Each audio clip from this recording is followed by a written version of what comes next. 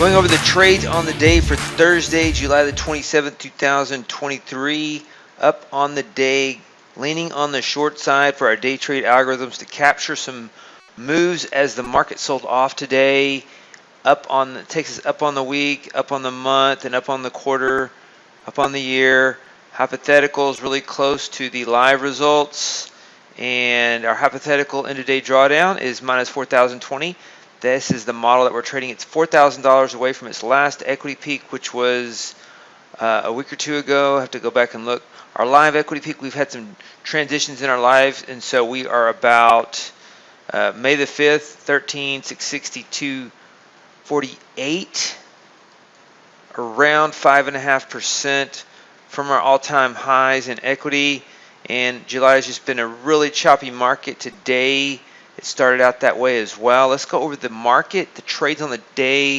I'm going to use the money management algorithm indicators. So these are the money management algorithm indicators. This is the market position of the S&P. This is the market position of the Nasdaq. This is the daily P&L. And these are the three indicators that I'm looking at. And they look at the strategies on 1 minute chart for the stock index portfolio 34. They're in these workspaces. They have an indicator. They send it out to this. And so you can see the market position. Blue is long, cyan is short, and so we didn't have huge positions today.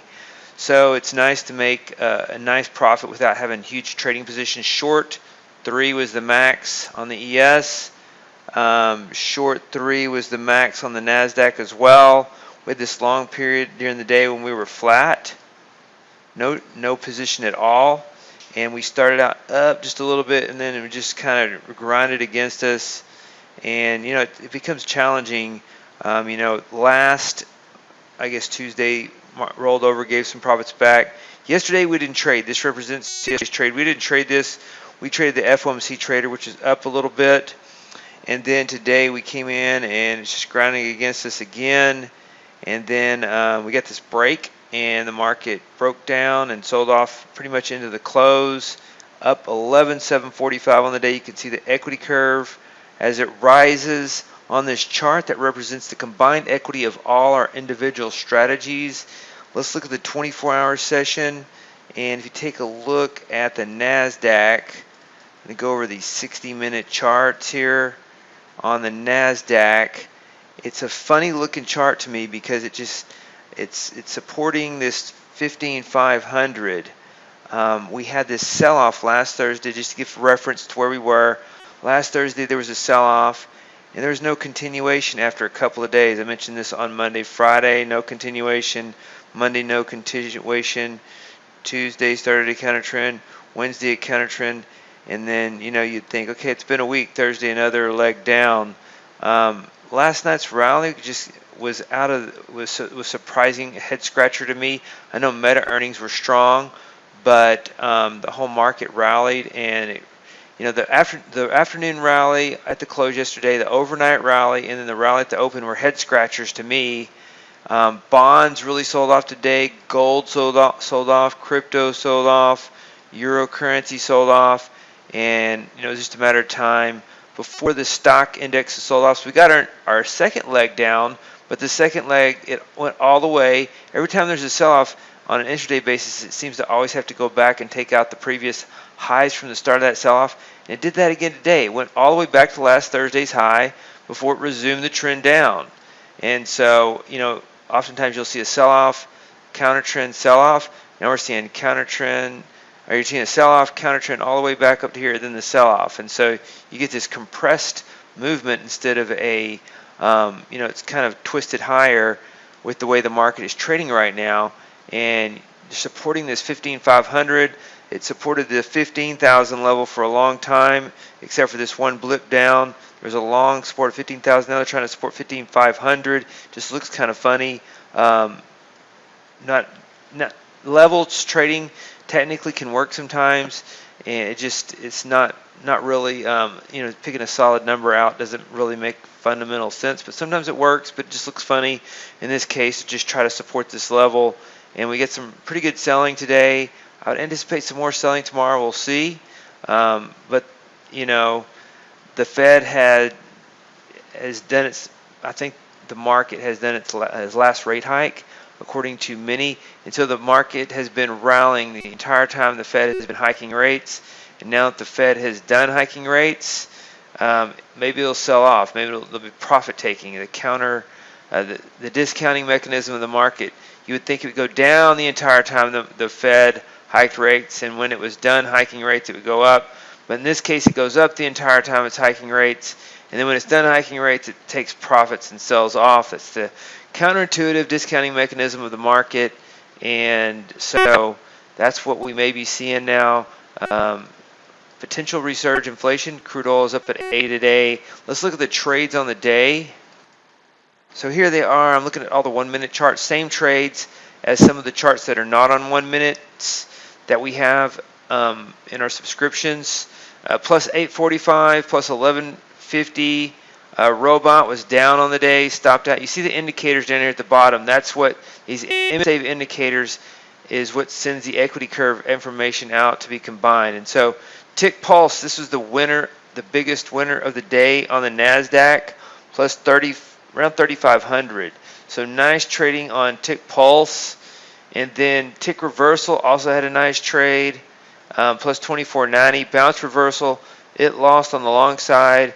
OPV and Q, two short trades were winners. Mag 7 was a winner. And so it's nice to see some profits on the short side. It's been a while. It's been difficult to short this market. And, at the end of the day, we're flat, so we're not, bullish or bearish from a longer-term basis and arguing longer-term fundamentals. We talk about them sometimes, but we are flat at the end of the day with our algorithmic trading systems. These are day trade algorithmic trading systems. Tick Pulse V12 plus 1900 on the day. Adaptive moving average kind of got chopped up, but made it, got back close to break even by the end of the day. Tick count trend. This is for a choppy market. You would think it'd be down today, but it was up. So it had some good short trades. Opening chop. Didn't really like that trade, but it fired off minus 612.50. Tick count trend dynamic turnaround hit its profit target on the day.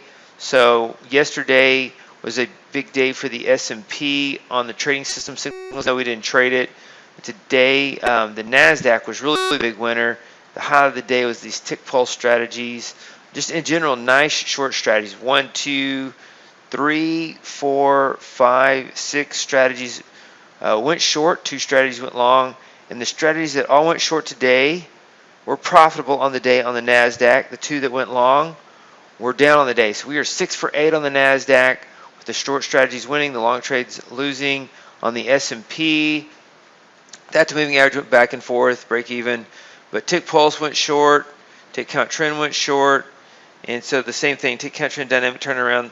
These 3 strategies that were net short all day were profitable, and the one that went long had a loss on the day. And so in general, this is the intraday tape. You can see the ticks opened up higher, advanced decliners opened up higher. I was a little bit bummed that this gap up, because Thursdays are one of our best trend days, and usually we get our trends on the upside. And after we had this huge 200-point gap up and run up, just not a lot of room to the upside. We have to go another 150, 200 points to get the same thing. But we got the rollover, and we got the trades on the downside. So we haven't been getting those, but we did get those today. Advanced decline line went all the way from plus 1289 to minus 1653. So a complete rollover, almost like a key reversal day after Meta earnings and rally overnight and the surge at the open. The market rolls over. This is the 30-year Treasury bond futures. We don't trade these, but we look at them, and you can see a big sell-off. Oftentimes, when the market starts pressing low, the bond market starts pressing lower at these points, that it'll affect the stock indexes now at these levels.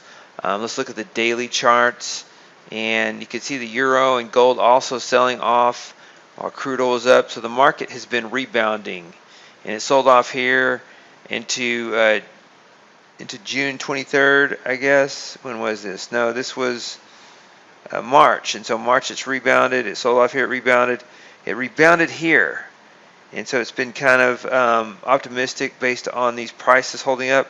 But it started to roll over again today, and so any further rollover, potential higher interest rates could affect the market further. You can see crude oil, well, it's 79.91. Here's a 5-minute chart. Let's look at the dailies. So crude oil is moving higher, little trend higher. Soybeans sold off today, but still at high levels, up above 13. And so once again, these are the trades on the day for July the 27th, 2023. 2 trading days left this month. We are at up on the month and looking forward to tomorrow and Monday's trade. The last 2 trade days, we talked yesterday about how there was a time squeeze, how there hadn't been a whole lot of intraday activity. It's been very compressed intraday.